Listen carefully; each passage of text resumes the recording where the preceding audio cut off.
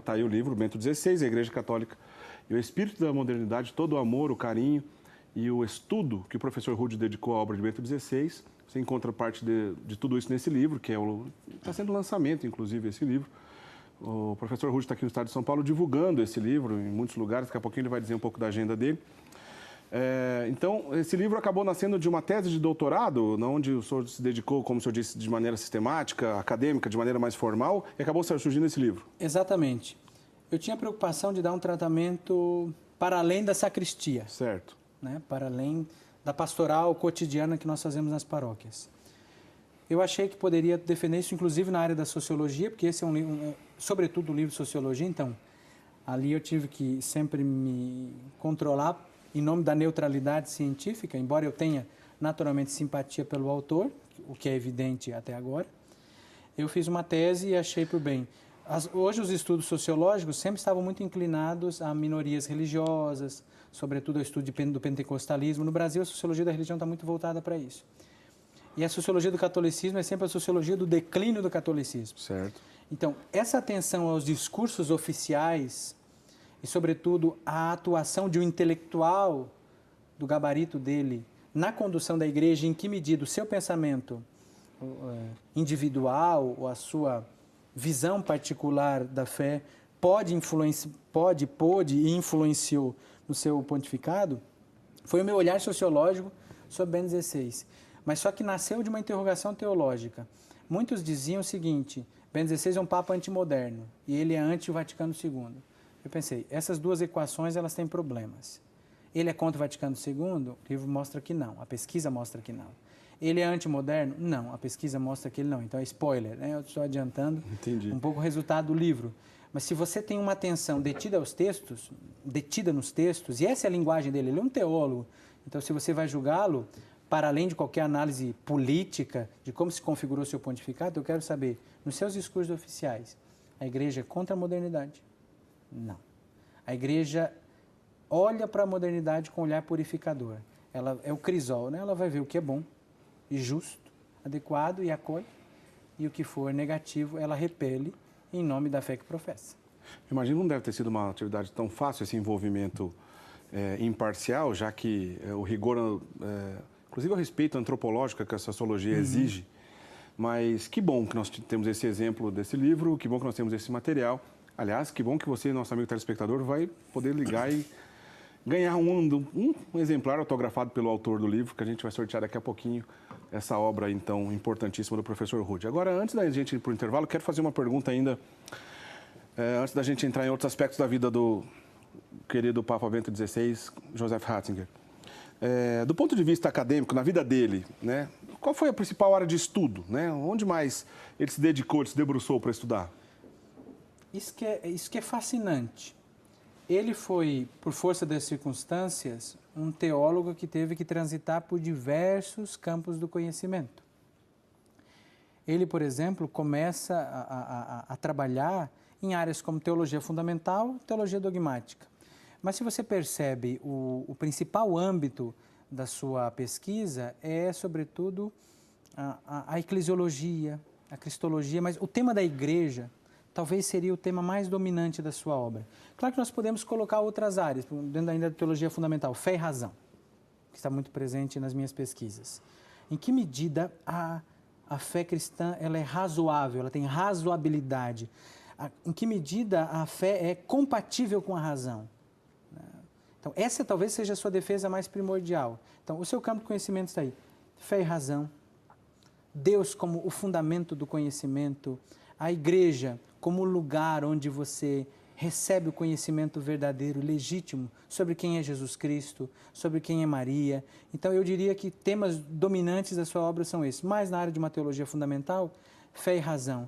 E depois, tudo gira em torno desse núcleo. Quem é Cristo, Deus e homem, e quem é a igreja, Cristo e a igreja. Então, seriam algumas palavras-chave. E haveria outros conceitos que dominariam essa obra. Razão, amor, verdade, que são conceitos, vamos dizer assim, centrais.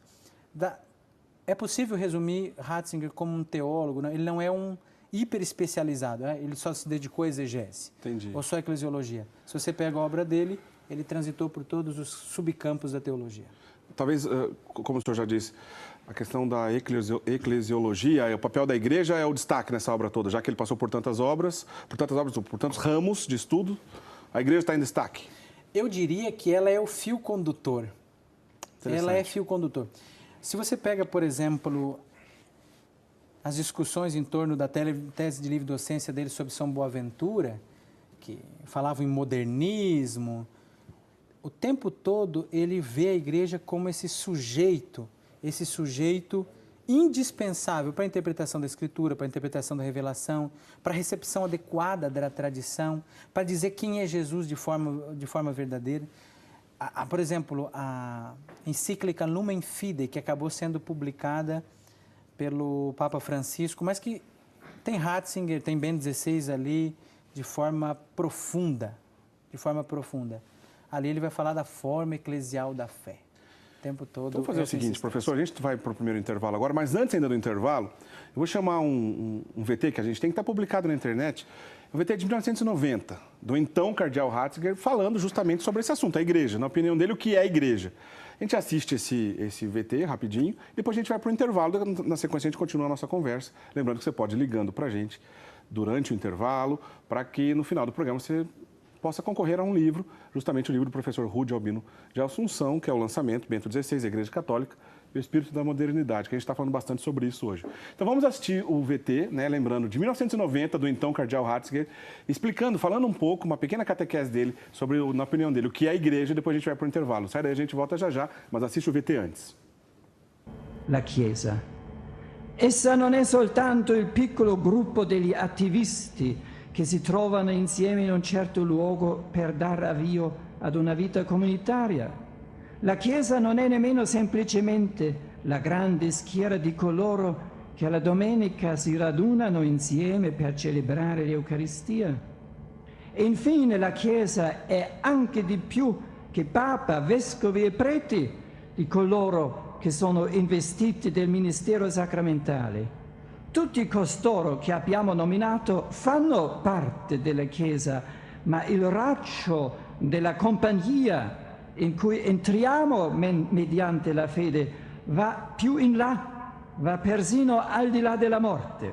Di essa fanno parte tutti i santi, a partire da Abele e da Abramo e da tutti i testimoni della speranza di cui racconta l'Antico Testamento, passando attraverso Maria, la Madre del Signore, e i Suoi Apostoli, attraverso Thomas Becket e Tommaso Moro, per giungere fino a Massimiliano Kolbe, a Edith Stein, a Pier Giorgio Frassati e tanti altri. Di